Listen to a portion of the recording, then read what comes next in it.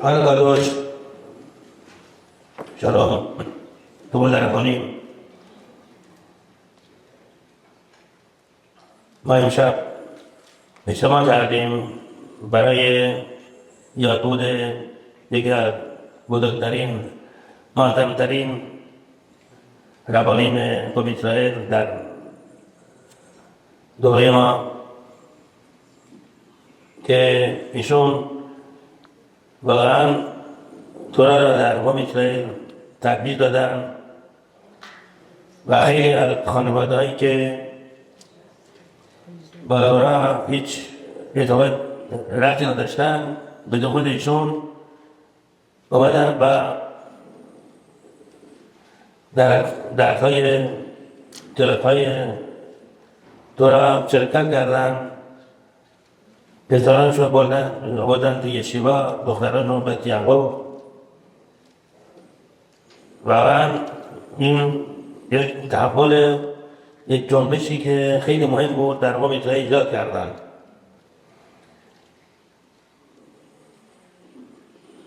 به نام ربنا ولناتنا رشدنا ربنا ربنا یوسف علیه السلام، این شخصیت بزرگ واقعا مثل روزبه نفش برای قوم اسرائیل جانفشانی کردن. جانفشانی مثل نفش یعنی چی؟ یعنی روحانیت خودشون را وقف کردن برای قوم اسرائیل. روحانیت یعنی ایشون میتونستن برای خودشون تورا بخونن و به معلومات معلومات خود بیشتر اضافه کنن و اشغال میکردن. میرفتن در کلیساهای مختلف، به خصوص در ماه هلول دهها جا میرفتن، دهها کلیساها در شهرهای مختلف در اسرائیل و درباره مشارق ساده یشوع تیمیرا خوندن، شرکت در کلاس‌های درس‌های تورا صحبت میکردن. ایشون میدونستن در اون موقع، در اون ساعتها چقدر به علوم خودشون اضافه کنن، ولی از این داخل خود را فرض کردن برای قوم اسرائیل که اونایی که از تورا دور بودن، از مذهب دور بودن، میومدن میشنیدن و واقعا در این اشخاص یه نوع تحول ایجاد میشد. بیخود نیست که در تشریع جنازه ایشون 1,000,000 نفر شرکت کرد. 1,000,000 نفر، طوری که هیچ سابقه نداشت که در تشریع جنازه یکی از ربانیم این همه مردم شرکت بکنن. و این نشان میده چقدر قوم اسرائیل به ایشون مدیون بودن و برای نشان دادن شخصیت معظم ایشون، عظمت شخصیتشون، برای اهمیت شخصیت بزرگشون چقدر ایشون عظیم الشأن بودن که مردم، این همه مردم، 1,000,000 نفر در تشریع جنازه ایشون شرکت کردن. So Harav, first shalom to everybody. Thank you for coming. Harav says tonight we obviously know that we're here for the yard site of last night. It was extension today of Harav Ovadia, Yosef, really Harav says, for those who don't know, Harav Ovadia were very close when they were brought to Yosef, and Harav was actually chavrutas with his son Harav Yosef, the previous Rishon LeZion. But anyways, he's saying that Harav Ovadia was a super big gadol, giant in Torah.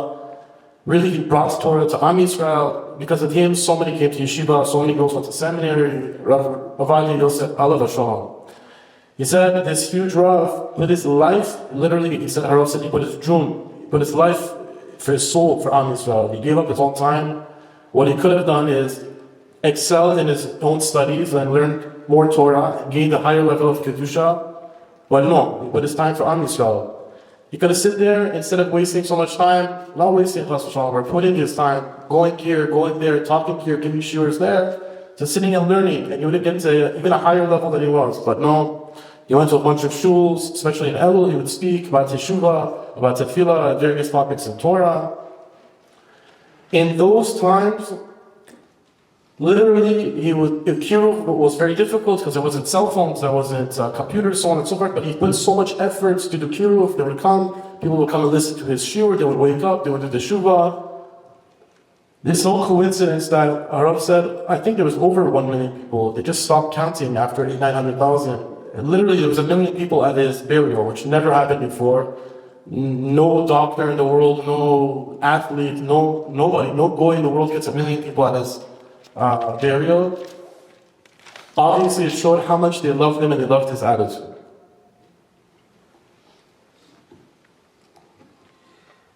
نکته که ایشون خیلی بهش اهمیت دادن موضوع محجوبیت و پاکدامنی زنهای اسرائیل بود.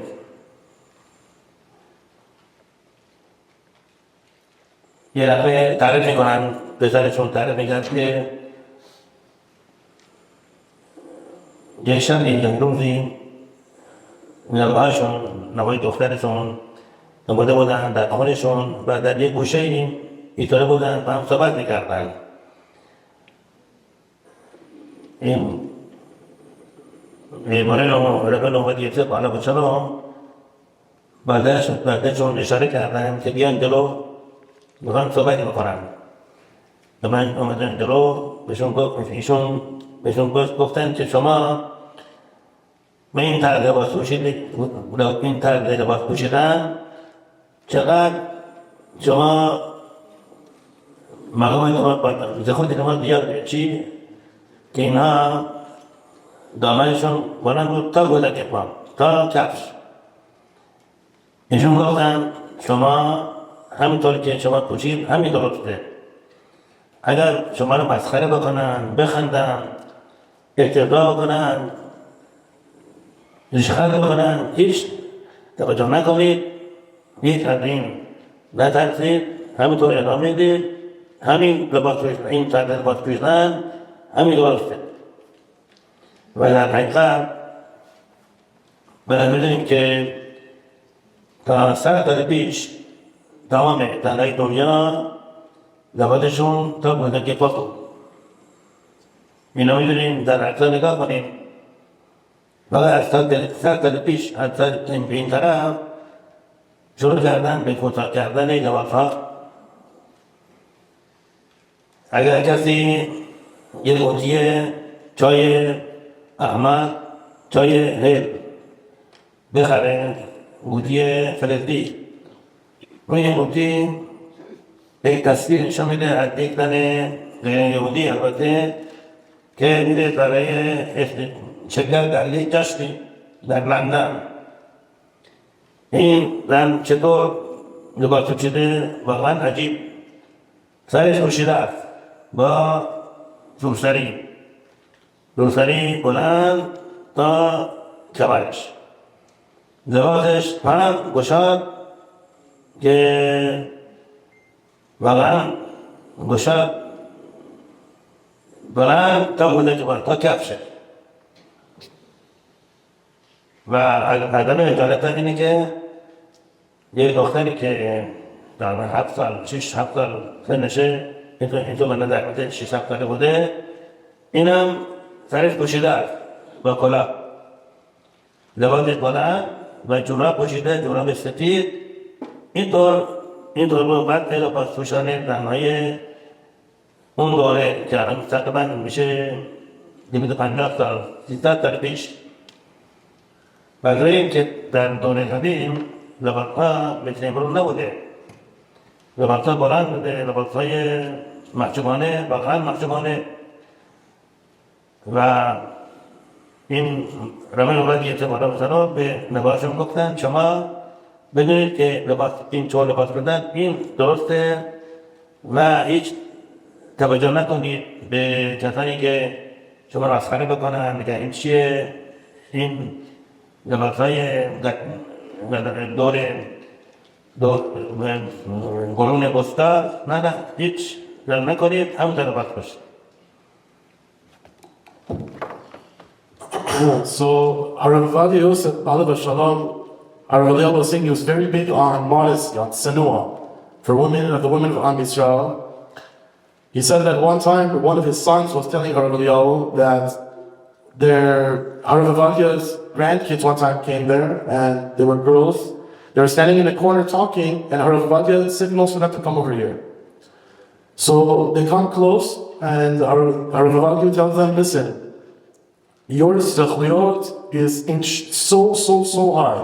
Why? Because the way you're dressed, this is the correct way. Where Harav said that they were wearing a dress all the way down to their shoes, and it wasn't tight. He said, even if people make fun of you and they say you look like you're from the Stone Age, what you're wearing, who wears like this anymore, it doesn't matter. Don't listen to anyone. You are doing the right thing. And Harav says, in reality, up until 100 years ago, everybody would dress like this. Not only Jews, non-Jews, Goyim, everybody was dressed in Sinuah. Harav says, it's funny, he uses this example. If anybody damaged chai, there's Ahmad chai. There's a type of chai, it comes in a little tin box. On that box, Ahmad chai has been around for a couple hundred years or whatever. So there's this girl on this chai, she's dressed super Sinuah. She's not even Jewish. Who knows where it comes from? She's wearing Iran or something.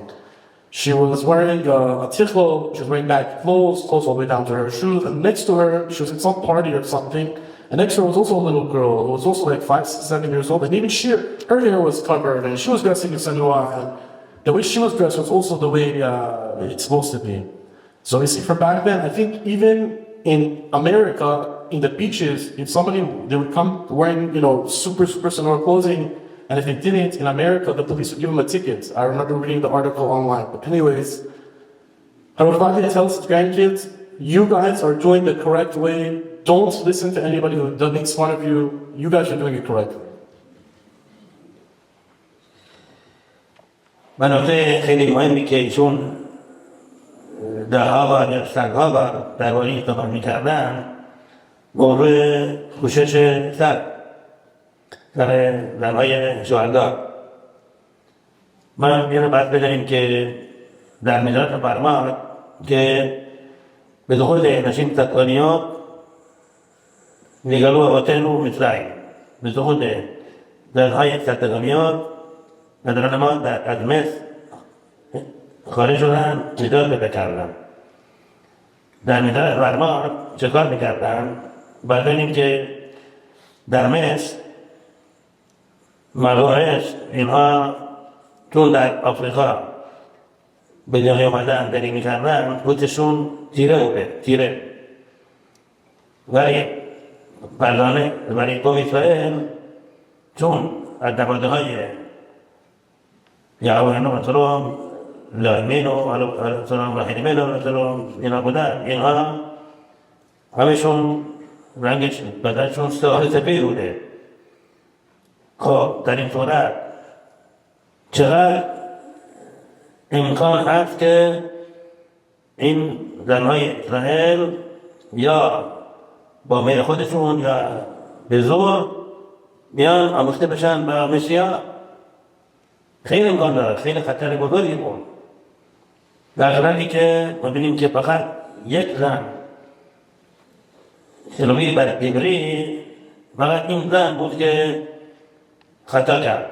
برای از میلیون ها زنهای قوم اسرائیل هیچ کدام خطا نکرد. چطور امکان داره این مسیحی ها میتونستن به زور داره بگیرن و خطا بکنن؟ چرا این کار نشد؟ چرا این اتفاق نیفتاد؟ این نه 1 سال، نه 2 سال، نه 100 سال، 10 سال قوم اسرائیل در مصر بودن و چطور شد این قوم اسرائیل طور محبوب مون باقی مون؟ چرا؟ برای اینکه زنهای اسرائیل چکار میکردن؟ قبل از اینکه خودشون خارج بشن صورتشون با زغال سیاه میکردن، لباسایی می‌پوشیدن مندرس و کهنه و بی‌قواره بدقواره خیلی منفور به نصرت آور وقتی برفتن بیرون مسکین را میده فرار کرد میرفت این چه بعدیه رشون سیاه مثل دخل شده لباسای پاره لباسای بدبو فرار میکرد میرفتن به خاطر این قوم اسرائیل محبوب مون مقدس مون و توانست 10 سال در مصر بمونه و با مسیحا آمیخته نشه. پس این که خیلی فرمودن به خود رژیم فترانیا یا نقطه واقعا به خاطر جانفشانی و از خود گذشتی این زنهای قوم اسرائیل بود که قوم اسرائیل از این خارج شدن ولایت کرد. بعد بدونیم که هر زنی از دختری درش یک نوع حوثی هست یا نوع تمایل هست که میخواد خودش را زیبانشون بده آبرمانش بده این که بیاد خودش را با دخت شد کنه لباسای منطلق باشه لباسای بدبود باشه درست برعکس این طبیعتشون رفتار میکردن و در خود اینها بود که قوم اسرائیل نجات پیدا کرد. So Harav is saying another very important point that Ovadia was very machmir on, the Machamitan, is that he was very important for women not only to be senua, but married women to be covering their hair. In the Midrash it says, the reason that we came out of Mitzrayim wasn't because of the man, it was because of the woman. It was because of the woman we came out of Egypt. Why? Because when we were in Mitzrayim, the woman, the Egyptians were born in Africa, so they're very dark-skinned, and the Jews, we came from our mothers, we weren't dark, we were very light-skinned. So how is it possible that either by force or willingly, one of the Egyptians didn't come take the women of Am Yisrael and be with them, and do sins with them? How is it possible that it didn't happen? Only once are upset with one specific lady, her name was Shlomit Bat Ivri, but besides that, out of millions, Shlomit Bat Ivri, that's what I said. Shlomit Bat Ivri. Anyways, the point was, there's only that one girl.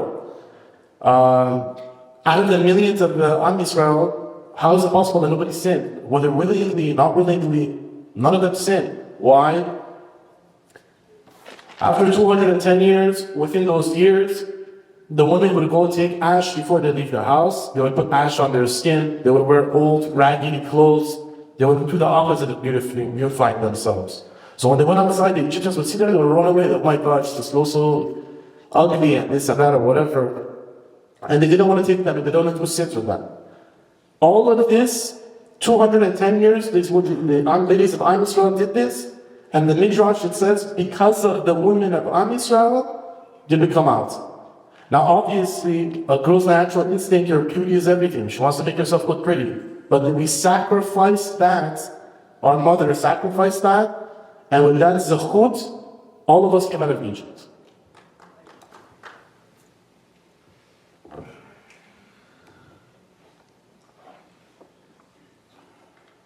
و این مقدام وقتی توضیح بدیم چرا تورای ما زنهای اسرائیل را مذهب کردش فرموده که ضربه یوشنن. برای چی؟ برای اینکه 70% از جذابیت و زیبایی زن از چه تشکیل میشه؟ از موهای سر.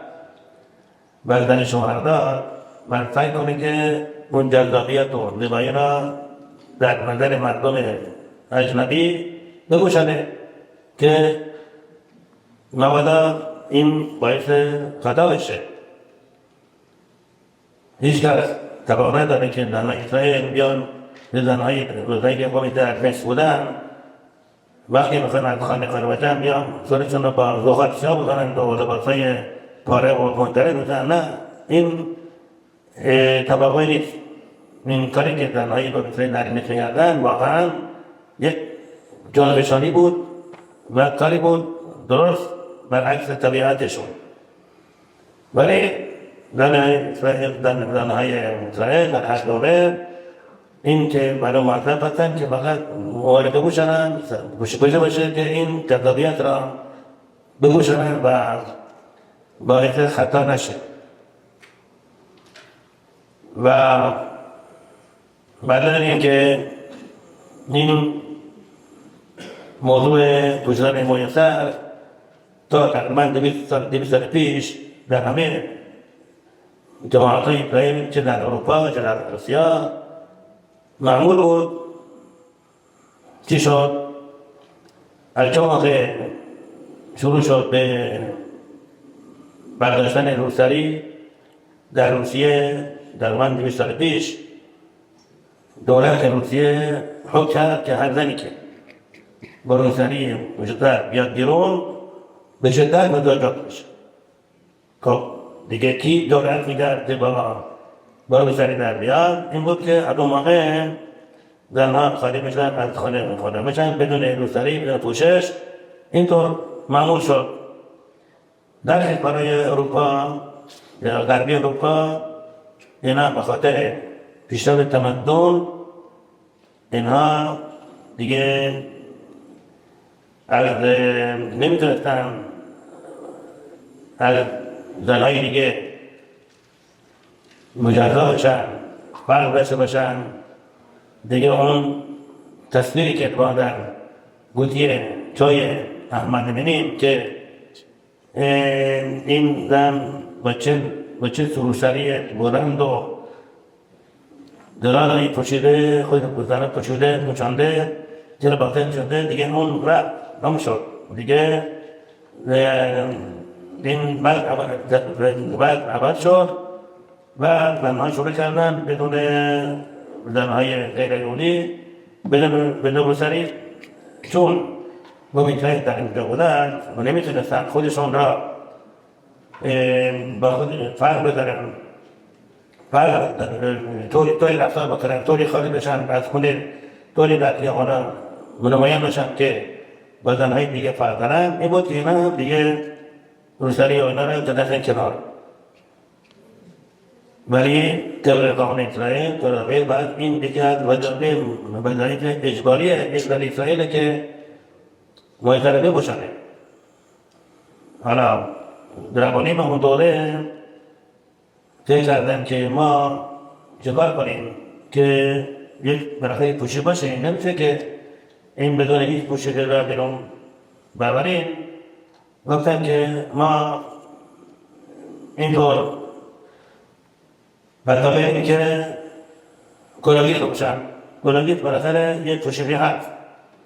در حقیقت کلاگیت های اون دوره مثل چی بود؟ مثل سیب دبشویی، مثل مجموعه کاه سیاه. چه دواره میریخته به دواره اصلا هیچ داره توجه نبود. و این ما بگردیم خیلی از قوانین اون دوره با این مخالف بودن، با روسری با کلاگیت مخالف بودن.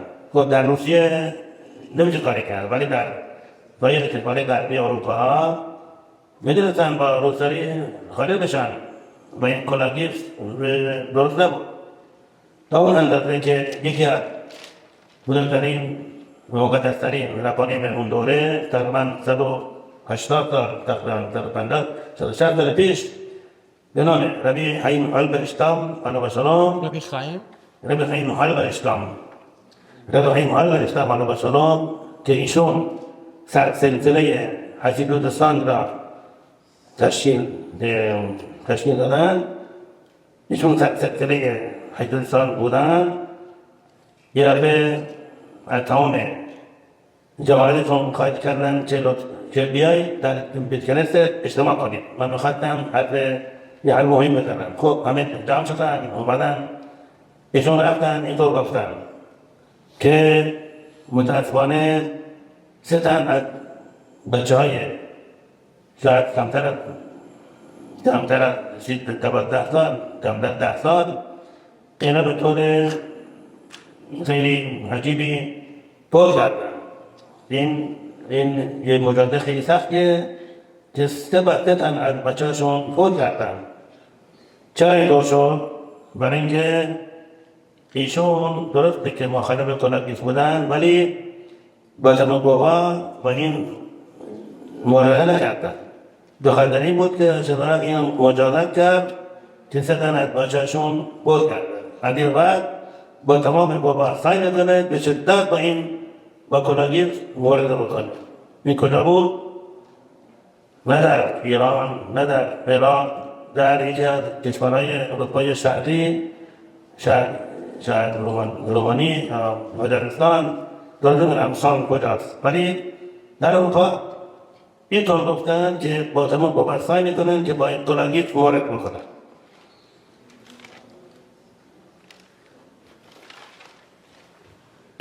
So, Harav is saying that in the Torah, we must know in our Torah that it says it's your right that a married woman must cover her hair. Why? Because 70% of the majority of the beauty of a lady comes from her hair. And a married man shouldn't share his wife's beauty with, I don't know, random people walking down the street and going, Mexican, this, that, why, doesn't need to be shared with the public. The beauty of a woman should be for her husband.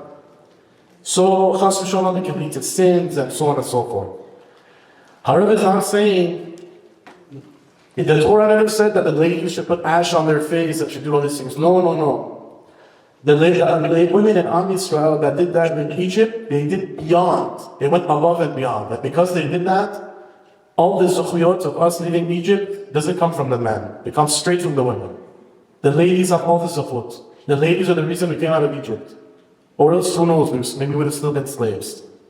But nowadays, the Torah says just to cover, not to sin, not to cause other sins, and so on. Harav says approximately up to 200 years ago, even the goyim, some goyim would cover, everything covering was normal with the hair covering. What happened 200 years ago is the Russian government came and said, any woman that comes out of her hair wearing a hair covering is going to get punished very badly. And they gave this rule, so no one had the guts to come out wearing a hair covering. If they're going to come out, they're going to get killed. In Russia, that's how it is. So what did they do? They said, okay, they went home, they took off their hair covering, and they came out. We couldn't come out, the Jewish women couldn't come out looking different than everybody else. If they came out, they're looking different than everybody else wearing a hair cover, and nobody else was wearing it. That's it, it's finished. That's how it was in Russia. But it's still right to cover. So what did the Rabbanim do? They said, okay, at the time, we can't do anything, we can't go out with a covering, but we can't wear hair coverings either. So the Rabbanim at that time in Russia gave a pasad to cover with a wig. But back then, the wig, Harav said, looked like Siemens Zaptri. I don't know how to say Siemens Zaptri in English. I know that's seam. How do you say Siemens Zaptri in English? The ladies know. For wire scrub, like one of those metal scrubs that you use in the kitchen to scrub a dish. Even with that, the Rabbanim were against it. But in Russia, there was no choice. So, there was about 160 years ago, there was a Rav, his name was Rav Chaim Halachic. I said it right? I can't say the name. Anyways, you guys get the point. He said, he made a very important announcement. He said, everybody come to the Beit Knesset to make a very important announcement. He gathered everybody, and he was in Europe somewhere, and he said, unfortunately, 2 or 3 of his kids, I think Harav said, they were young kids, younger than 10 or 12 years old, all of a sudden passed away, lo aleinu, in a very dangerous and weird way. And then it was revealed to him, the reason that this happened was because he wasn't strong enough at fighting against the wig, against the priesthood, but again, he was against it, but he didn't fight enough for it. So therefore, this was in Europe. Harav said either it could be in Rome, but he said that the name was Son or something. But he said, Harav said it could have been in Rome or somewhere else.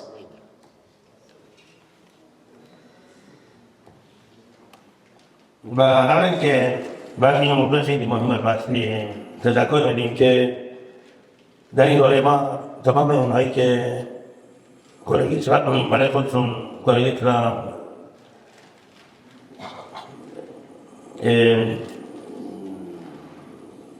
مرسوم کردن که این کلگیت بشه پوشش داد، بعد همشون تدقیق دادن.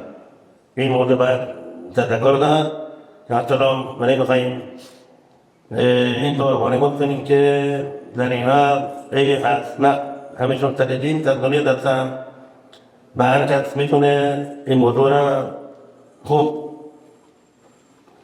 مشاهده بکنه که اینا در میتود چقدر کوشش میکنن بهترین میتود، بهترین طبیعی، عالیترین چیزی شهوات را داشتن، چقدر کوشش میکنن، چقدر برایشون محرومیت ها و محدودیت ایجاد برای خودشون قبول کردن و بچه هاشون را میبرن یشیوات، دخترانشون را در بهترین مدارس مذهبی تربیت میکنن،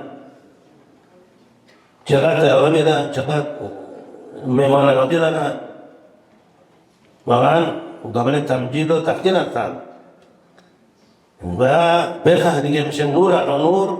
چقدر محدودیت برایشون و خودشون قبول کردن که مبادا حتی یک میکروگرم در همه در خوراکشون باشه.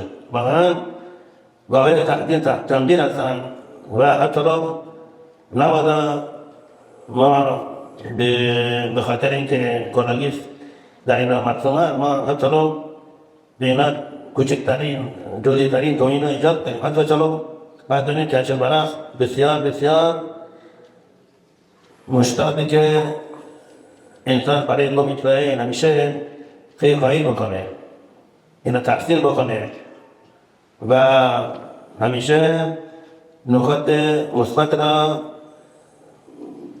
ذکر بکنه و حتی را مبادا یک سعی بکنه که این عیب و اسرائیل را نشان بده. ببینید تا چند اندازه شوهرم از این بدگویی در با اسرائیل متنفره. یکی از بزرگترین مقدمترین نامینه به ایمان نبی ایمان چی هستن؟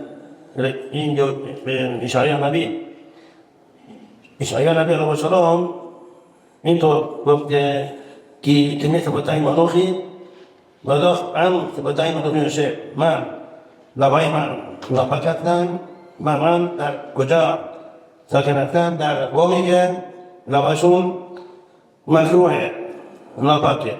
من فوری همون موقع منوخ آمد و یک باره آتش را از مجبه گرفت و به لب زمان عیسی نبی.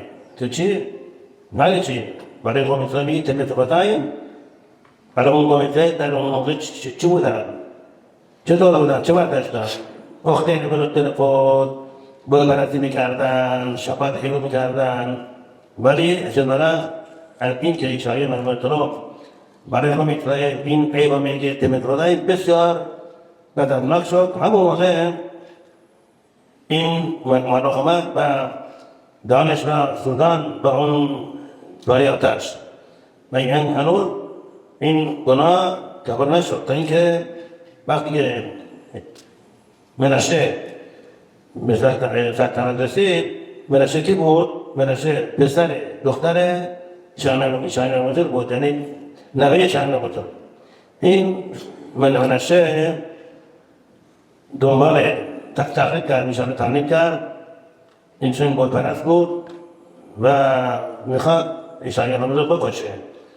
عیسایان رو با ذکر اسم مقدسی خودش را داخلی تنه درخت میکنه که نظر منشه نمونه، ولی منشه دستور بده به سربازانش به غلامانش که بیان این درخت رو ببرن، با اره ببرن و این شاهنامه اونجا مجازات بشه. این وقتی بریدن کجا بریدن؟ درست دهان عیسی بود. چرا؟ چون گفته بود تو هم تبیت بتاییم بنابراین مجازات سختی شد که دانه رو بریدن. همینطور الیوانوی تو چقدر دخلش عتیبه، چقدر مجبور شد. چی گفت برای گفت اسرائیل عهد بیت میلاد ترک کرد. فوری همون موقع شغلت به مراقیم فرمود این دهان اینا بگوید خود کنید. چی شده مگر این اشخاصی که در اون دوره بودن اینا به خطا کردن، اینا خطا کار بودن.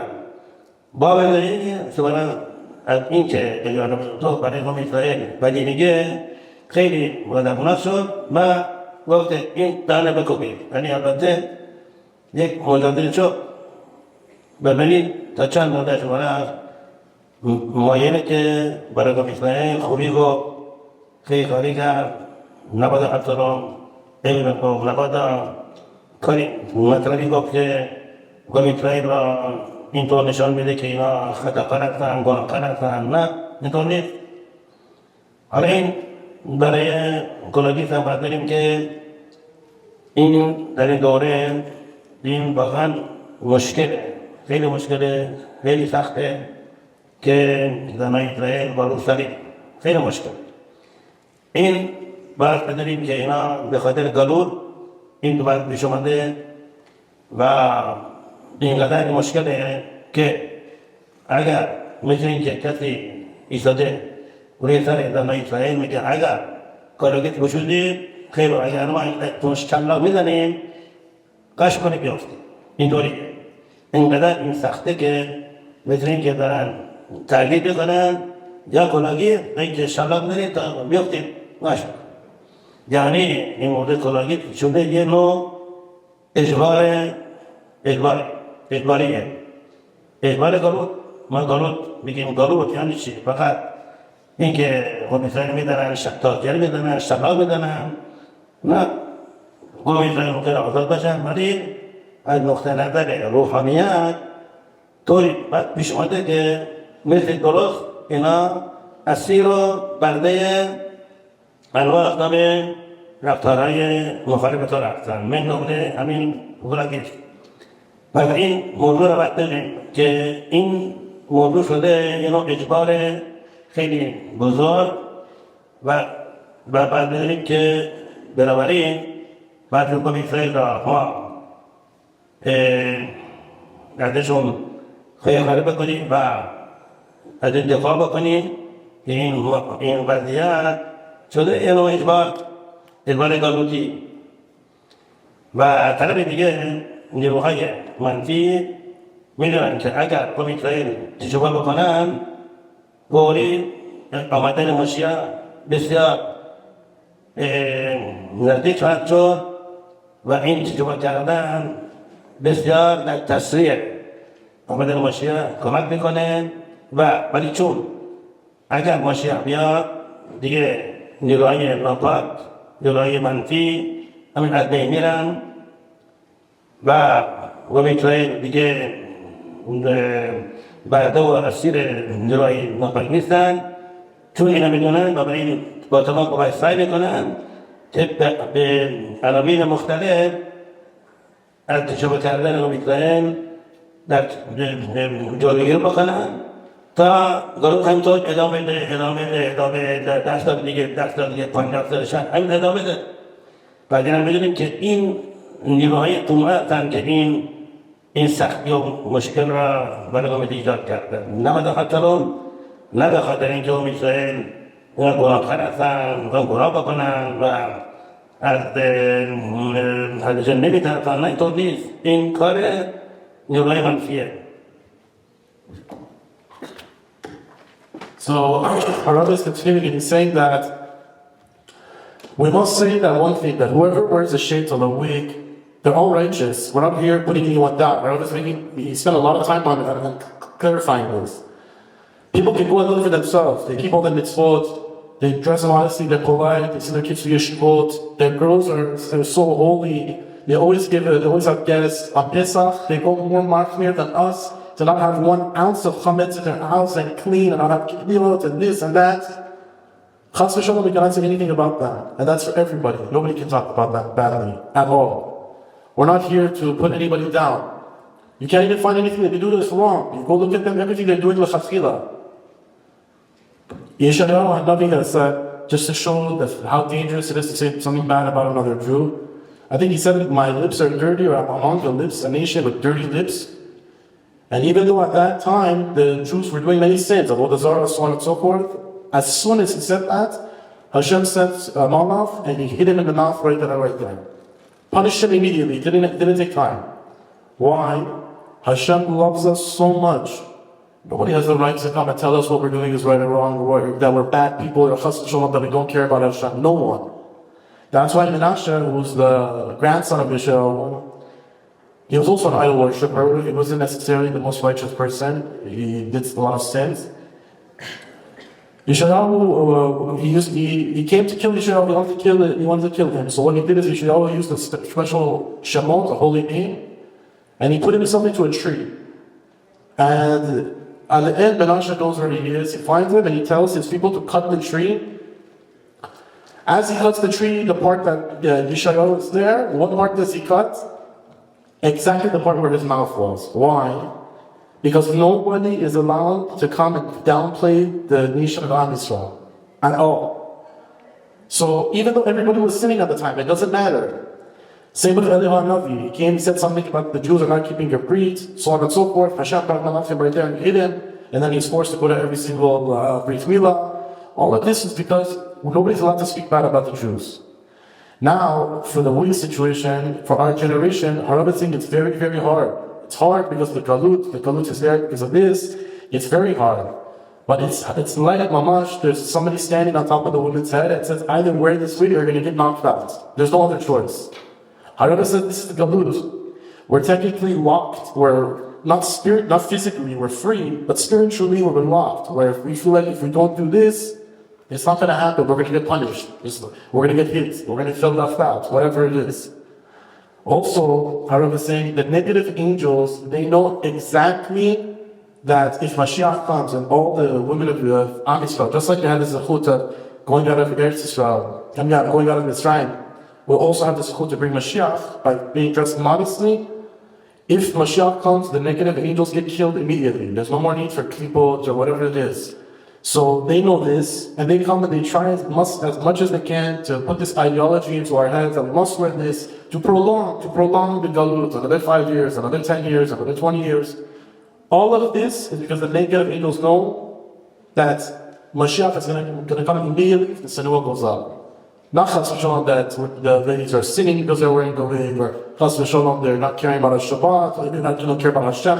None of that stuff.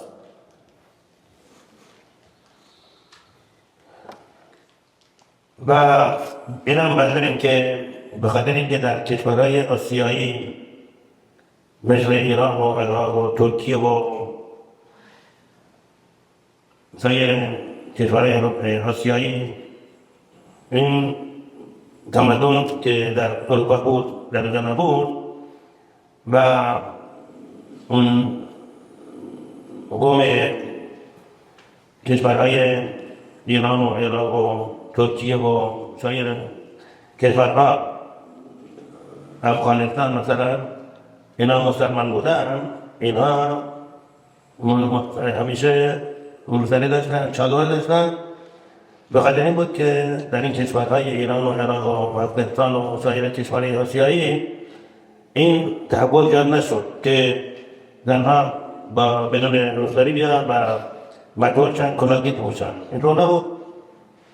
ولی در کشور اروپایی چون تمدن ایجاد شده بود و این تمدن حکم می‌داد که دیگه زنها لباسهای مشابه بدن کنار و این بود که در کشور اروپایی کدوی اجبار کلاهگیری را ممنوع کردن. پس این که دیگه کشور اسکاندیناویا این ملل که کلاهگیر میشن ولی نه این درست نیست. این ملل نیست. منهاج فقط در صورتی که این عمل 100% مجاز باشه. مرحوم در من تعریف میکردن که وقتی در شیراز بودم تقریبا 75 سال پیش گراییدن که یک شخصی در شبا که چرا میره پایین میبره بالا خاموش میکنه شبا چکار میکنی؟ نه من میخوام 3 بار خاموش کنم پشنگ کنم میاد بشه بعد گرد بکنم چرا روشن کنم خاموش بکنم چون شما میاد یعنی اگر انسان کاری بکنه که آسوده 3 بار بکنه این چه میاد نیست ولی اینجا نمیگفت نمیشه بگیم برای فشناده میاد اگر میاده پس چطور شد که مثلا یکی از بزرگترین معظمترین شخصیت هلخا در اشنادیا به نام اگان و ربنو شلوم در منگوی با فرق سلام که ایشون معرفت جهانی داشتن و ایشون یک عمود هلخا دیتون هلخا بودن یکی از بزرگترین فتوا دهنده کمیته بودن چه برای اشکالات چه برای چی بودن تقریبا 45 سال پیش مرتب در جماعت ارتودکس اسرائیل مرتب خطرات ایجاد خطرات و بقیه ناگوار شد زنهای جوان مردای جوان بچه ها بود میکردن نه یکی در 6 ماه 7 ماه نه هر هفته یک اتفاق ناگوار ایجاد میشه مریض ها سختی ها و تا اینکه چندین از تمام فرقهای مذهبی گفتم ما بریم به حضور این گام در پیش رمضان نظر بخار بسلام و پیشون بگیم چیزا این همه خطرات این همه باید ناگوار چیه اصلا مردم چی بخواد ما که در کاره جماعتی که مذهب ندارن صحبت نمی کنیم دفعه واقعا مذهبی واقعا اشمتا چی شده این چه همه خطرات در حضورشون این سوال کردن چی گفتن ایشون همه خطرات به خاطر کلاگیست ایشون بگن اشکالات نبودن چی بگن که به خاطر کلاگیست برای اشنافیا کلاگیست مجازه رفتشون مجازه یعنی چی همه به خاطر کلاگیست مجازه بعد ایشون میدونند که این درست نیست غلط اشتباهه وقتی که مینهال اساسش اصول باشه مینهال نیست و این همینه که یکی از ربانین اشنالی این ربان بودن ایشون یک وقتی کار بودن بسم ربی ابراهام ریشچی نمیدونم ایشون در قید حیات زدن نیستن در هر صورت ایشون این وقتی کار بودن وقتی کار و چکار کردن تمام کار بودن کنار نشدن برای اطلاع مطالعه موضوع کلاگیست آیا از تلمود چی اتفاق میشه کلاگیست مجاد رسوله بین در واقع در مسیح شبات به عیشا به مامای شاگرتا در اون پره درباره کلاگیست صحبت شده کلاگیست ذکر شده در تلمود آیا این مجاز یا مجاز نیست ایشون تمام مبحث‌های که تلمود را که درباره کلاگیست صحبت میکنه مطالعه کردن 1000 بار باره کرد چیز درشون ثابت شد هیچ از تلمود هیچ دلیل و برهانی نیست که کلاگیست مجاز باشه نیست یعنی اگر تلمود را خود مطالعه بکنه برای ثابت میشه که کلاگیست برای قوم اسرائیل مجاز نیست اصوله پس چی در چی بگه کلاگیست اینا بدونیم که زنهای تقریبا 1800 تا پیش 2000 تا پیش دو فرقه بودن دو دسته بودن دسته ای که از ربانی از تنایی به داری شمالهای و سایر ساگردانش اینها پیروی کردن و هیچ موقع هیچ وقت نبود که محیطرشون ها باز بکنه حتی در خونه حتی در اتاق وضع هیچ کسی هیچ همیشه موها پوشیده بود ولی اشخاص معمولی اینها زناشون در بیرون داره میپوشندن، در خانه دور شوهرشون موهاشون رو باد میکردن.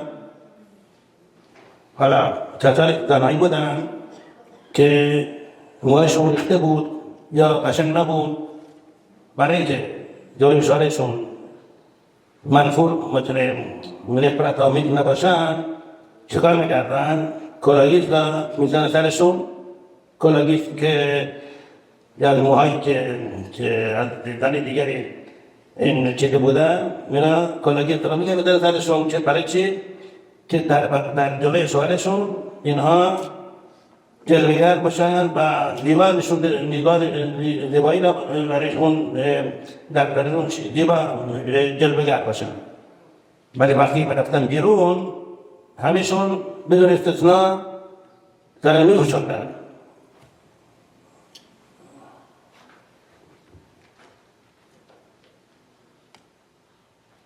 So Harav is continuing and he's saying that we must say that in other countries like the Middle East, Iran, Iraq, Afghanistan, whatever, etc., all of them cover, like Chador, Rusali, all that stuff. It's everybody covers. So that's why they weren't affected by the decree in Russia and Europe, the whole thing that if you come out, you're wearing a head covering, you're going to get punished, killed, or etc. Because they weren't affected by it. In Iran, everybody would, even the Goyim would wear chador and stuff. So, what's the situation here? The Ashkenazim, they have a minhag. But Harav says, let me tell you something about a minhag. Harav says somebody used to came and tell Harav that's like 75 years ago in Shiraz. Somebody would go like, I think he said turn on a light 2 or 3 times. I think that's how this. His father. His father as well. Oh, Harav Yoshua. Harav Shalom. He told them that they would turn the light on and off. That's what he was saying. On and off 2 or 3 times to make it into a minhag, because did it 3 times on Shabbat, it's all good. Now we can do it. It becomes a minhag, it's called Torah. So they looked at him like, what are you doing? What are you trying to do? He's like, no. If I turn on and off the light on Shabbat 3 times, it turns into a minhag of Shiraz. See that we can turn on and off the light on Shabbat. That's not the case. It doesn't work like that. So we see there's something asur in a minhag, you don't do it. Harav is quoting of Shlomo Zalman Auerbach, this huge Ashkenazi posek Harav. He said about 45 years ago, many tragedies started happening. Kids, this, that. Every week, there was another tragedy, not like one every 6 months or one every year. So all the Rabbanim get up and they go to Harav Shlomo Zalman Auerbach and they ask him, Harav, what's going on? How come all these tragedies are happening? Why so many sicknesses, issues, tragedy, accidents? What's going on? And he was Ashkenazi. He said, all of this is because of the shaitan. All of this is because of the wigs. But he's an Ashkenaz, so how can he say that this is the situation? Because it's their minhag, but if we said that there's a minhag, if there's something asur within that minhag, it doesn't matter, it's batel, it doesn't count. Another Rav, he said, Rav Avraham Lifshitz, he said that he put aside everything and all his time he put into learning the Masechet Shabbat when it talks about wigs and the Gemara, going over it 1,000 times, and he came to the conclusion, is it patur, is it asur? He said, I went over it 1,000 times. There's 0 heter for wigs, it's asur. So how come the Gemara talks about it? The Gemara Masechet Shabbat talks about wigs. It brought it up. Harav is saying, let me explain what's going on. About 800-900 years ago, in the time of the Tanaim, like Rabbi Shimon Bar Yochai, the woman would never uncover their hair. They would even at home, they wouldn't uncover. They were always covered. There was another series of women that when they were home, they would not cover. But when they go outside, they would not see their hair uncovered with their hair covered. But because when they were home, they wanted to make themselves look beautiful for their husband. What they would do is they wanted to get a wig of someone else's hair. And they would put it on if they didn't have the most beautiful hair or whatever to make themselves look good for their husbands. But they would never in a million years go out of the house uncovered. Impossible. Or wearing that wig, ever.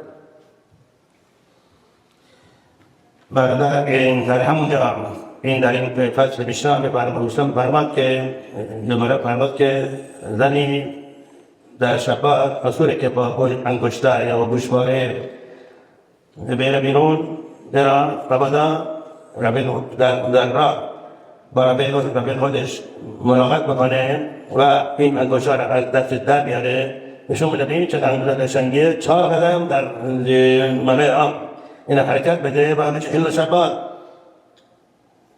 ولی در همون جباره چی میگه که اگر این انگشتر اگر این نه انگشتر هر دو تشبیه از دیناکاراتی این دوخته شد به روسری در این صورت میتونه انسان با اون زناکاراتی که به صورت سری خسته داری بیرون. چرا؟ چون چه تردیدی هست مبادا این روسری در بیاره نشون به این زناکارات را نشون بده به رقیقش این کار نمیکنه و این جلو گفته کنه. چرا؟ چون اگر این زر برداره موهاش معلوم میکنه و در هیچ عنوان حاضر نمیشه که موهاش را در ملعان معلوم بکنه نمیشه. بنابراین اگر این دینت شوخته شده درستره میتونه با این دینت بره بیرون. حالا در همین دوباره چی معلومات که اصول کردن در شفاعت با کلاگیز بره بیرون. چرا صوره؟ اگر چرا مبادا کلاگیز را سر در بیاره نشون بده را بهش. اگر این کلاگیز در بیاره موهاش معلوم بشه. من گفتیم که باید نگفتیم که اگر این جنات آنها چفیده دخته بشه به روسری مداد چون نمیاد روسری برداره و چطور این میشتن دنگرم فرماد در شفاعت با کلاگیز اصوله مبادا کلاگیز در بیاره نشون بده. یعنی چی کلاگیز در بیاره؟ اصلا این معنی چیه؟ کلاگیز روی سرشه و ظاهری در بیاره بنشون بده. انگشتر به در بیاره نشون بده. گوشواره چرا معلوم نیست ولی کلاگیز روی سرشه معلوم نیست ولی چه در بیاره. و ثانیا اگر در بیاره بلند بکنه موهاش معلوم بشه. پس ما چی وقتی توضیح بدیم این کلاگیز پوشیده نیست این کلاگیز پوشیده این کلاگیز زیر یک روسری پوشیده و این کلاگیز کاملا پوشیده مستوره و این رفیقش نمیتونه این کلاگیز رو بده. بنابراین چه امکانی داره؟ این کلاگیز از زیر روسری در بیاره نشون بده. در نشون بده و در صورت این یک رو شفاف بشه. ولی اگر بگیم که کلاگیز جای روسری میگه بچه باید بری روسری باشه. برای چی؟ کلاگیز خودت پوشه چه؟ بعد اینجا چی معلوم میشه؟ کلاگیز عیناً حکم موها داره. همطوری که زن با موی با نمیتونه بره بیرون هم با کلاگیز رو بده بیرون. همطور گفتیم اون زنهایی که در رامه برشون کلاگیز داشتن وقتی میرفتن بیرون کلاگیز را میپوشوندن. چرا؟ کلاگیز عیناً مثل مو بود موی سر بود. این یکی از اثباتهایی بود که همین ربی اورام لیفچیک حالا پیشون از جمالا اثبات کردن که کلاگیز حکم موی داره. ربی پسر همین ربی نور سلامتن الله سلام بسم ربی شبیر آیه با سلام میشن همین که بزرگانه و میترایی متحقناق بودن رئیس اجتماعی معلوم تورا ایشون وقت این اثبات را شنیدن گفتن هیچ کس در دنیا نمیتونه این اثبات را باطل کنه. این اثبات واقعا اثبات محکم و صحیح که چی؟ اینجا ثابت بشه که موی کلاگیز عیناً حکم موی زن داره. این رو حالا این اثبات از نظر خیلی از بزرگانی پنهان بود و این ترجمه نکنیم چون امکان داره پنهان مونه. خیلی ساده است. در هر دوره امکان داره که یک موضوعی از نظر بزرگانی پنهان مونه. برای این اثبات ایمان این دلیلی بیاریم از مچه من باشم. آیا شخصیتی در همین دورهای دنیا مثل مشابه مسلم در تورا در حکمت تورا در قدشا در شبیه بوده نبوده؟ مسلم اعلاترین درجه داشت. با این در موضوع افتتاح مشکان یک موضوعی از نظر مسلم پیغام میمونه و سوال میکنه این طور خیال میکنه الان مسلم بهش میگه که نه سرور خان اینطور نیست. حقیقت شد طور دیگر میشه رمضان وقتی میشنوه اقرار میکنه بله حق با شماست، من اشتباه کردم و نه تنها این رمضان دست میده که تمام اردوگاه اسرائیل اعلام میکنن من موشه اشتباه کردم و اران کوهن که به من اشتباه کردم گوشدار کرد و مرا از اشتباه در آورد. ببینید مشرفان محترم تا این اندازه انا بوده که به همه گومیزه جای بدنی که من اشتباه کردم.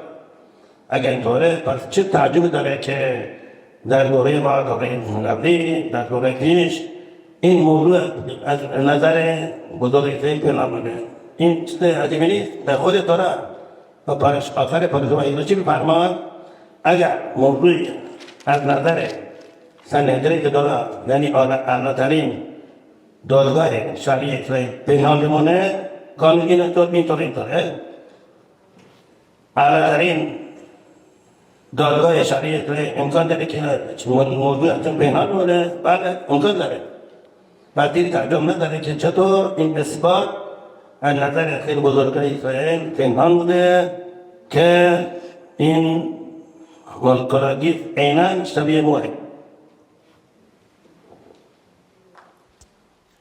In the Gemara Masechet Shabbat, it says it is asur to walk out publicly with a ring or an earring because this might cause a person to take off the ring or the earring to show her friend and not realize, without realizing, walk 4 amot with it in her hand in a Rishut HaRabim, in a public domain, which is Chilul Hashem, which is Chilul Shabbat. The same Gemara says any decorative jewelry, ring or etc., that was sewn onto a head covering is mutar, it is allowed to walk out in the public domain, even though the Mishnah right before said it's asur to go out with jewelry because you might take it off to show your friend. However, in our case, where the jewelry is sewn to the head covering, we do not fear she will take off the jewelry to show her friend because this jewelry is sewn to her head covering, and if he removes her head covering, it will chas v'shalom reveal her hair in public, which he will never do. In the same Gemara, it says it is asur for women to walk in a public domain on Shabbat with a wig. But why? Didn't we just say that we're not afraid that she's going to, what's the reason? Are we scared that she's going to end up taking off her wig to show her friend and walk 4 amot? Wouldn't that reveal her hair? We just said in the previous case, jewelry sewn to the head cover is mutar because she'll never take off her jewelry because it's attached to her head cover to show her friend because it will reveal her hair. So why in this case on Shabbat is it usher to walk out publicly with a wig? We fear that she might take it off and walk 4 amot? It's impossible. If she takes it off and walks 4 amot, she's revealing her hair. Just like in the previous case with sewn jewelry, there's no difference. So why in the case of the previous jewelry we said it's mutar because to walk out in a public domain with a jewelry on her hair covering, but in this case when there's no jewelry on the head covering, we say it's asur for her to walk out? Why would she take off her wig? Her hair will be revealed. Why is it asur? Why do we fear this? Let's explain this question. It must be in the last case where it's asur to walk out in a public domain with a wig, must be the case that she's not only wearing a wig, because if she takes it off, it will reveal her hair. Rather, she's wearing a wig underneath a tichel or a scarf, and which would allow her to slip off her wig from underneath the tichel, leaving the tichel still on. The scarf will still be on her hair. Her hair will be covered, and she'll slip off the wig to slowly take it off to show her friend while her hair is still covered, and walk 4 amot, not realizing that she's walking and carrying on Shabbat, and this will be Chilul Hashem of Chilul Shabbat of carrying, because she just walked with a wig in her hand, and her hair was still covered, so we don't have to worry that her hair is not revealed. Her hair is revealed. From here, we can deduce that a woman's wig has the same halacha, has the same deen as a woman's hair, and it must be covered at all times. Hair or wig, does not matter. Those women who would wear a wig, in those days there was no issue of pritzut, avodah zara, they would shave a dead person to take their hair, etc., would only wear it in the house to look beautiful for their husbands. Now, this wasn't everyone. Only some of the women would do this. When they would go out, they would immediately, with that wig, they would not walk out with the wig. They would put a scarf over that wig and then walk out. This proof was brought forth by Rav Avram Lifshitz that a wig and a woman's hair has the same deen. Now, this proof was taken to Rav Shlomo Zalman Auerbach, son Rav Shmuel Auerbach Alav Shalom, who was a huge Rav in a famous yeshiva. And when he saw this proof, he concluded that nobody can refute it. Unrefutable. Now, how can we justify that no other Rav came and discovered this solid proof that was right in front of their eyes in Masechet Shabbat? The answer is, it's not a big deal at all. Let's give an example. Moshe Rabbeinu, ultimate level of Kedusha, ultimate level of Nevuah. When he came to building the Mishkan, made a mistake. He didn't know something. In another place, Moshe made another mistake. He didn't know something. Aaron the Kohen corrected Moshe. And Moshe, being super anav, he went in public. In both cases, he admitted to his mistake. And he also mentioned his brother Aaron was correct. Now, if we see the greatest of all time, Moshe Rabbeinu, didn't know something or couldn't find something which was right in front of him, it's not a question why no one before Aaron Lifshitz couldn't have found this proof, this direct proof in the Gemara. Also, at the end of the Torah, for another proof, it mentions if a question remains unanswered by a Sanhedrin, a court of judges. It gives us direction of what to do. Now, how could the greatest assembly of Jewish judges not know what answer that's in the Torah? Because it's possible to miss information that's right in front of you. So this is not a chidush. Why this proof in Gemara Masechet Shabbat that wigs by themselves are asur to walk out of the house with has not been found by any other rabbanim before of Avram. جامعه که این همون ابراهیم لیفتی نهیدی نداشت سالهای هزار ها برای اشتباه ابراهیم برای کلیم ربانیم نشستن ببینن چی میگه آیا درسته حرف درست نیست همشون اقرار کردن که در حرف این درسته تو کلاگی عینا حکم مورد داره که برای داره ما اینا بدیم که علاوه بر اینا این ثابت شده یکی از ربانیم چند ربانیم رفتن در هندوستان و اونجا خوب تحقیق کردن برایشون 100% ثابت شد که شاید بیشتر 90% کلاگیس هایی که در دنیا گفته میشه اون موها کجا میاد؟ از هندوستان. این موها چیه؟ اینها پیشکشی بود پیشکشیه و استفاده از این 100% اصوله بطبق گفته اگر علیه السلام استفاده از این کلاگیس ها یارد بر یارد یعنی اگر انسان مجبور فرنجا کلاگیس باشه از این پویانوی از هندوستان باید یا کشته بشه باید کشته بشه و این کلاگیس نپوشه و این انداخته علاوه بر این خیلی از کلاگیس ها موها از کجا میان؟ موهای زمین مرده را میچینن و میتونن کلاگیس استفاده از موهای مرده 100% عقیدت اصوله. پس ما ببینیم که این چقدر برای بنی اسرائیل خطاها و گناهها را ایجاد میکنه چقدر ازشان باید تعمیل و تأخیر امر مشیح باشه چون غیر ممکنه محال بنی اسرائیل ایجاد بکنه بدون تجربه امکان داره تجربه در چقدر میدرسیم چقدر دیوارها چقدر هست که تجربه حتما بایستی در بنی اسرائیل ایجاد بشه تا مشیح دوله بیاد. اگر نه همون دوله تعبیر بشه تأخیر تا چیه معلوم نیست متاسفانه ما چقدر میشنویم خطرات و تلفات و این پسر افتاده از طبقه دوم خورد شده این دختر آتش گرفته وای هر روز این مریض شده اون مریض شده این مریض داره چقدر یکی نیست دو تا هزاران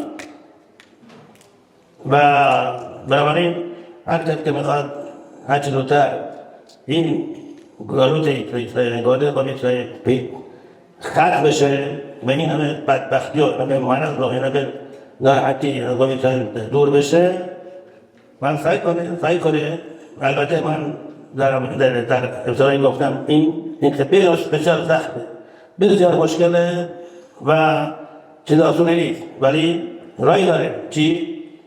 یواش باش این که برای خیلی مشکله با مشتری بیاد از خونه به دکان خاربار بشه همین یواش باش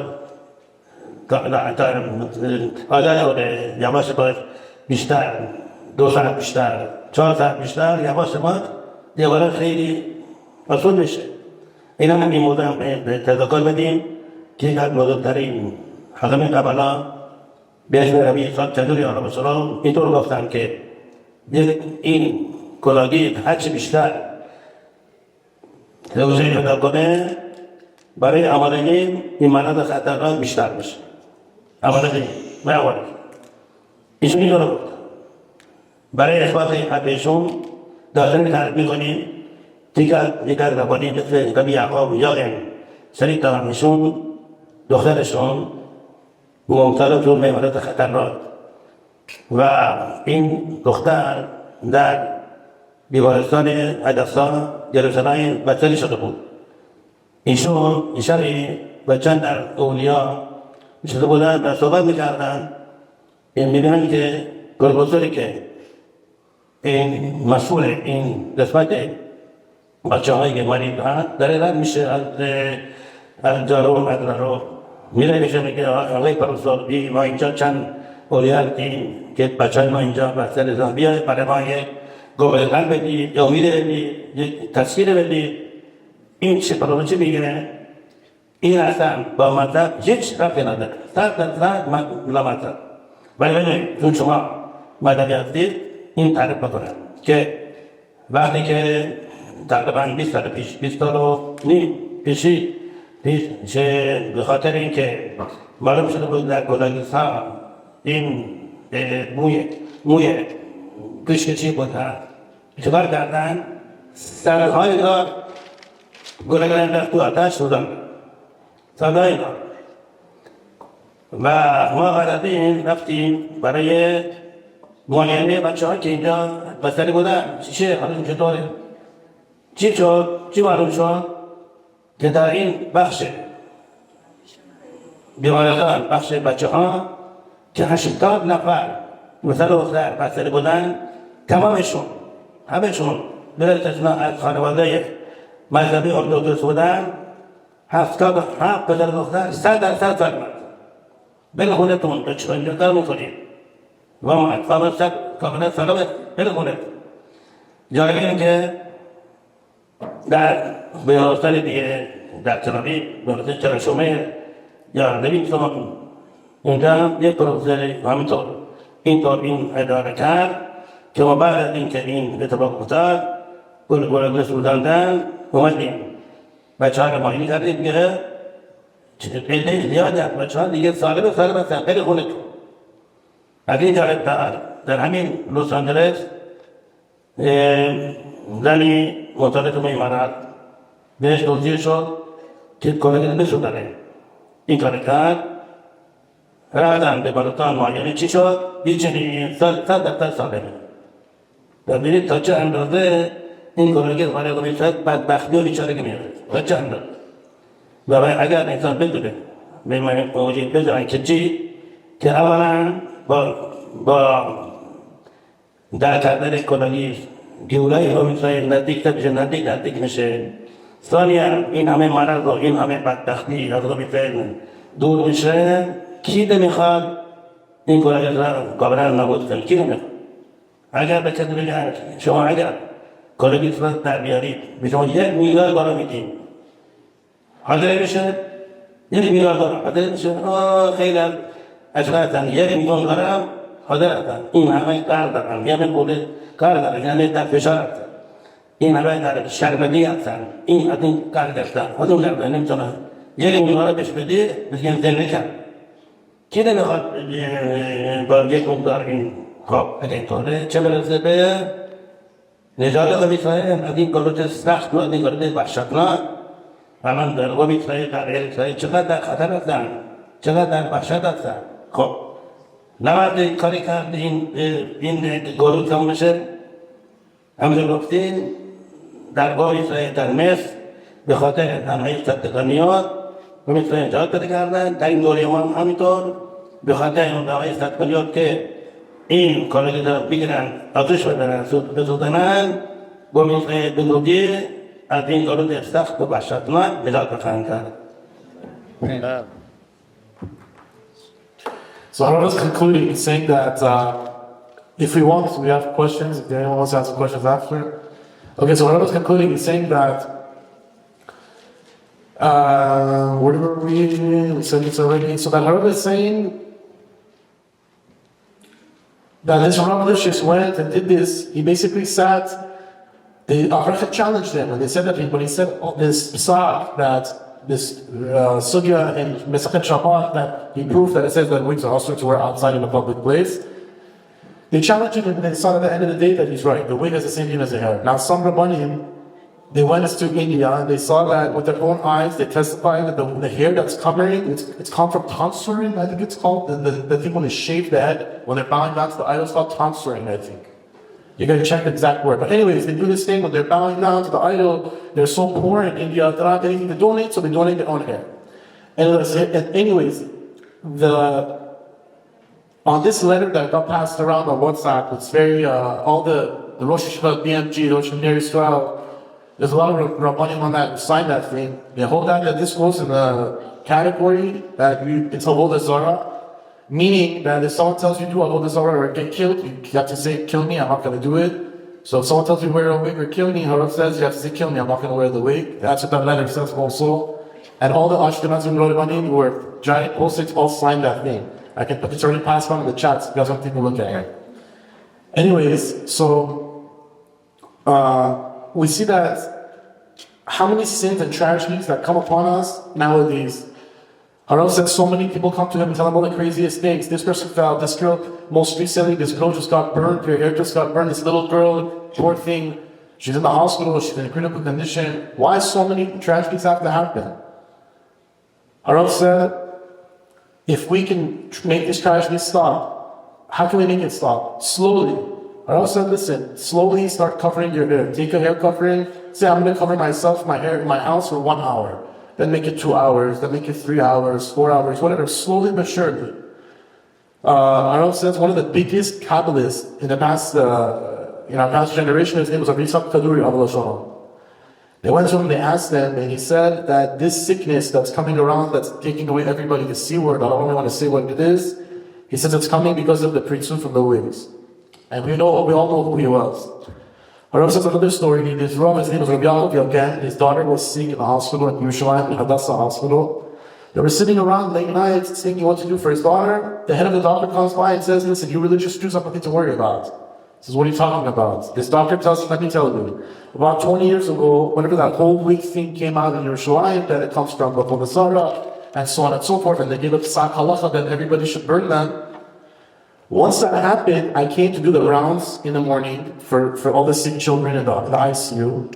I see out of the 80 kids that were in the hospital, 77 of the kids all overnight became well, I sent all of them home. He said, I couldn't believe my eyes. 77 out of 80 kids, go home, nothing's wrong with you. And also, Harav says the hospital in Tel Aviv, the same thing happened. So, even in LA, Harav says there was someone who came to him who also had this C word. He told her, go burn your wig and daven when you're doing it, and you're going to go see that her sickness is going to go away. She did it. She went and she checked the cancer. It was no longer in her body. And also, I just posted another story in the Harav WhatsApp group. Someone also had another cancer. She covered with the tifl, and also that went away too. So anyways, Harav says if somebody told you, I'll give you $1 million, $10 million to take off your wig, would you do it? Of course you would. What if we're telling you for the safety, for taking away sicknesses, you wouldn't do it? It's worth more than money. Sicknesses, you cannot pay for the sickness to go away. We see in Israel how many of our brothers and sisters are in danger right now, the war. Also, and all of this, like we said before, the zechut all comes from the ladies. The zechut of the ladies also came out of Egypt, and the zechut of the ladies is that Bezrat Hashem, we're going to go out of this galut that's going to bring us Mashiach. Right. ואחרי לכן שבאים בשום בגין תהנה, אם רפרר, חייתי הסרמנים משם, לרחק משם, צ'וני חפה מדני, צ'וני זרמי, יעני שין חפה. וזה כי בקט בגן, כתיק סיגר מגשם, סיגר, חררות, ביסון סיגר מגשם. באים בגן, מרכז לש בגן מרחבה, עם סיגר, ואני לא חתק מקם. ואני כמה, הבת שלי דני, בואו, נא, בגוף שלך חובה, זה בגן חייתי בקושי. Это хошмат не говорит. Индоросте, джихадпа. Мы видим, in коллектив порядок, комитет хатар марки. Бегинчай абамидани, бахурут кедар in коллектив мухая аводадора, мухая модара, كهين ندان ك النقطة نظر محسوبيات دورسنيت حتى الله аводадора بعد سواد أدريد in بغان برای مشروعی جامعه خطرات میکنه. نه که چون افهامی دانی و انسان سختشه، هم گفتی میتونه انسان یواش شود. در بره بالا و دیگه براش آسان میشه. در بگیم که هر میزایی که انسان سختشه انجام میده مرغش 100 برابر بیشتر از کسی که مثلا انجام میده بدون هیچ در این در عوض انسان پربار توها میشواه بسار منها جالسان. حالا این به درسته که سخته ولی در نظر داشته باشین که این سختی هایی که میکشن میاد جلوی سختی های دیگر میگیره. این همه مرض رو، این همه دردسر رو، این همه قرض رو، این همه شکست رو، این همه سود کردن رو وکیل بگیر و چند دهه دار در خط بده، اینا بمیره، اینا باطل میشه. چون غیر ممکنه که انسان هم از اینجا برای خطرات برای کفاره گناه هم این همه سختی بکشه و هم از مراد کردن کوچکتر سختی بشه. این سختی که انسان میکشه از مراد موضوع محجوبیت اثر میاد جای سختی ها و مرض های دیگر رو میگیره. از این چه بهتر؟ از این بهتر هم؟ Hillula, بعدش سوال اگر وقت هست بعدش سوال. Okay, so Harav is ending with this. He's saying it's like smoking cigarettes non-stop. Every day, 2-3 packs a day. You go tell them, listen, smoking cigarettes bad, it causes cancer. Don't tell me what smoking cigarettes bad. I don't want to hear this. Harav's saying the same thing with the wigs. The wigs is calling all these sicknesses. It's hard for you, go slowly, no problem. Like Harav said, every mitzvah that you do with hardship, and I forgot which sefer Harav said. Avodah Rabinatan, I was going to say. It counts 100 times bigger than doing a mitzvah with ease. 100 times. So this hardship that you're doing with covering your hair, it's going to replace another hardship you have in your life. Whether you have to get sued, hire an attorney, all these things you don't need to do. If you're doing a hardship by voluntarily by covering your hair, all of these other things go away. Rav Eliyahu, we have nothing for a couple questions that people want to ask. Let's do Khalid. After the 1 or 2 questions. Or when after that, Maybe it's not 1 or 2 questions. 1 or 2